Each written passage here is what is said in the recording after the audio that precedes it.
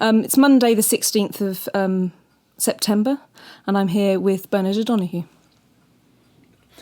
And I'm about to have some thoughts about Seamus Heaney, who of course died last month, so it's all very kind of raw in everybody's heads still.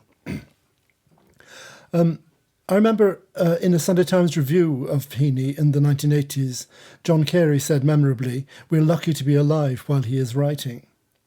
It'd be hard to think of a stronger accolade, and it's one that most readers of poetry would agree with.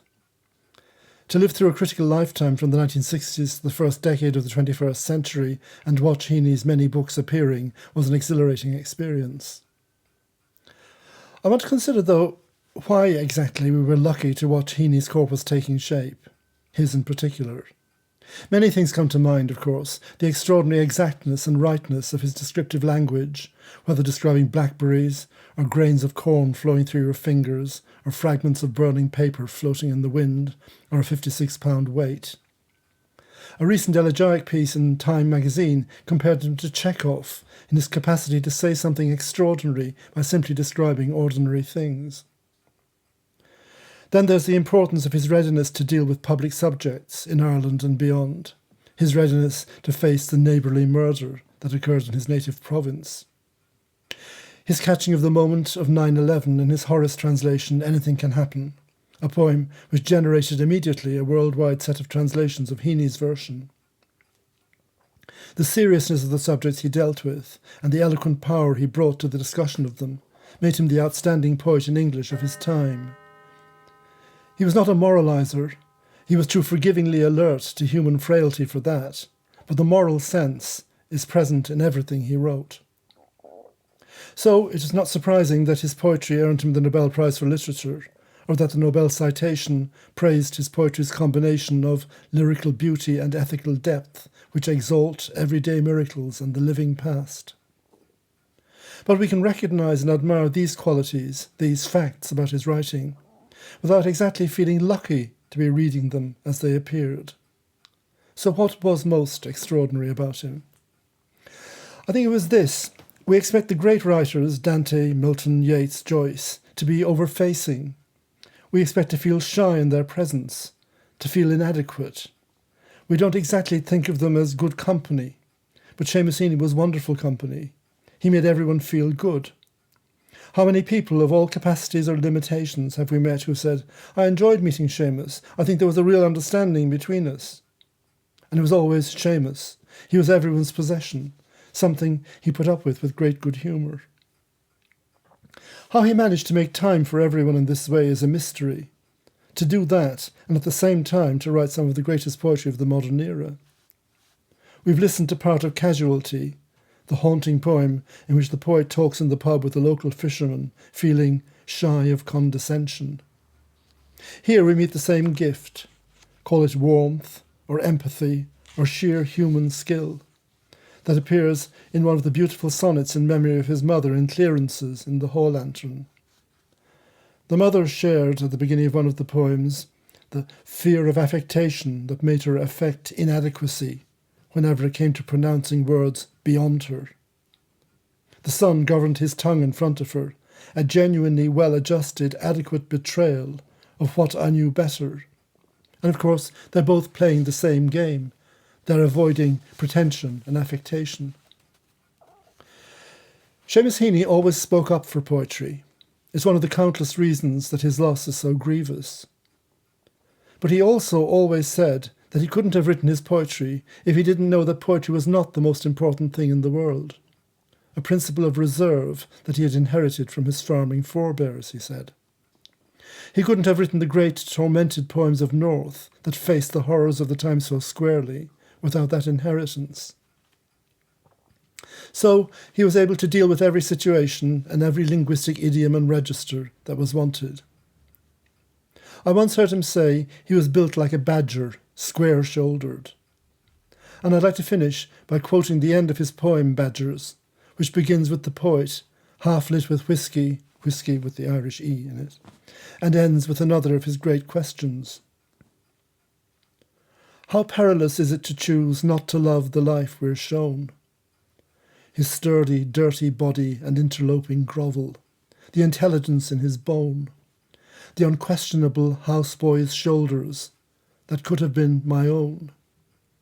Again, puzzle me the right answer to that one. We were lucky to live while he was writing, because he posed all the great questions better than anyone else.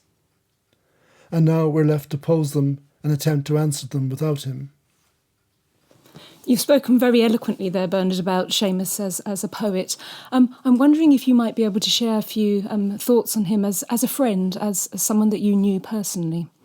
Well, I got to know him fairly well, not his very closest friends, as it were, but I got to know him well in the period when he was the professor of poetry in Oxford from 1989 to 94, and saw him a lot. I mean, several times every year, and of course he was wonderful company, and it was wonderful to have him around the college. I was in Magdalen College, and of course it was wonderful to have this kind of Irish underwriting. To have a major, admired, venerated Irish presence there was very, very nice. For the Irish. I mean, because being Irish in England is a tricky kind of thing.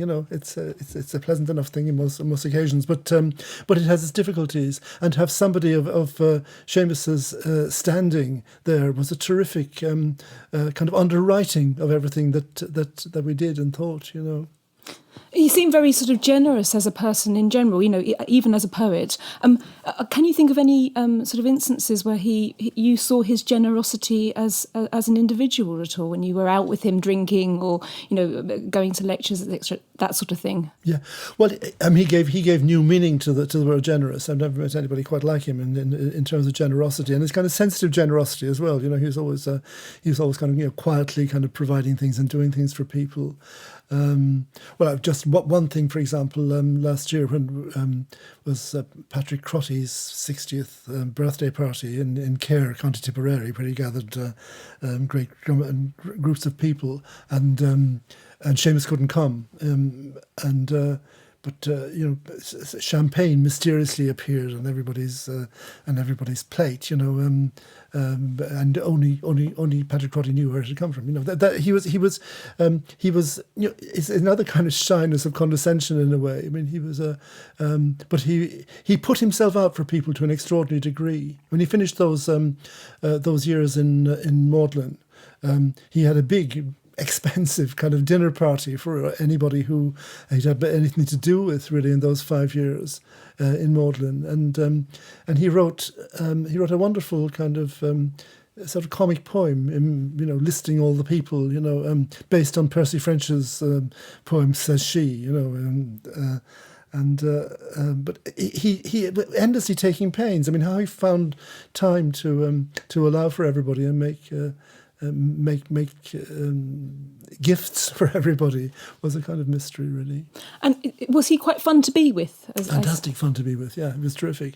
I mean, we used to sort of a great phrase of his was to slip out. We slip away at the end of some kind of formal gathering and go to the pubs in Oxford to the Half Moon or the pubs up the Cowley Road.